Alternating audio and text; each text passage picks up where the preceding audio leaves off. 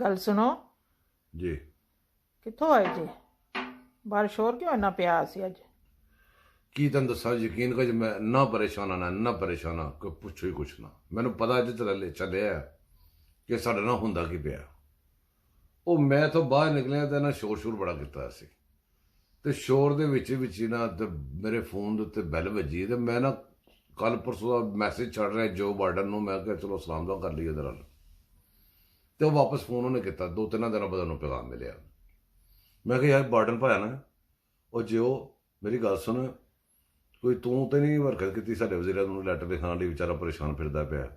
ਓਏ ਹੋਏ ਨਹੀਂ ਮੈਂ ਗੱਲ ਕਰਨੀ ਸੀ ਉਹਨੇ ਤਾਂ ਮੇਰੀ ਅੱਖਾਂ ਹੀ ਖੋਲ ਕੇ ਰੱਖਤੀਆਂ ਮੈਂ ਕਿਹਾ ਹੋਇਆ ਕੀ ਹੈ ਉਹ ਕਹਿੰਦਾ ਭਾਈ ਸਾਹਿਬ ਤੈਨੂੰ ਮੈਂ ਗੱਲ ਸੁਣਾਉਣਾ ਕਿ ਮੈਂ ਬੈਠਾ ਸਾਂ ਸਾਡੇ ਵਾਈਟ ਹਾਊਸ ਦੀਆਂ ਬੱਤੀਆਂ ਲਾਲ ਪੀਲੀਆਂ ਅਲਾਰਮ ਲੂਰਮ ਔਨ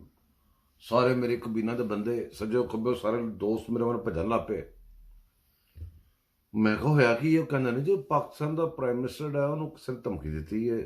ਲੈਟਰ ਲਿਖ ਕੇ ਉਹਦਾ ਹੱਥ ਫੜਾ ਦਿੱਤਾ ਤੇ ਜਿਹੜੀ ਲੈਟਰ ਲਿਖ ਕੇ ਪਾਕਿਸਤਾਨ ਦੇ ਪ੍ਰਾਈਮ ਮਿਨਿਸਟਰ ਦੇ ਹੱਥ 'ਚ ਕਿਸੇ ਨੇ ਪਹੁੰਚਾਤਾ ਹੈ ਤੇ ਉਹਦੇ ਐਟਮੀ ਸਾਸੇ ਫਿਰ ਕਿੰਨੇ ਕੁ ਮਹਿਫੂਜ਼ ਹੋਣਗੇ ਜੀ ਅੰਦਾਜ਼ਾ ਕਰੋ ਕਹਿੰਦਾ ਮੈਂ ਤੇ ਬੜਾ ਪਰੇਸ਼ਾਨ ਹੋ ਗਿਆ ਮੈਂ ਸਾਰਿਆਂ ਨੂੰ ਕਿਹਾ ਬਈ ਜਾਓ ਆਰਾਮ ਨਾਲ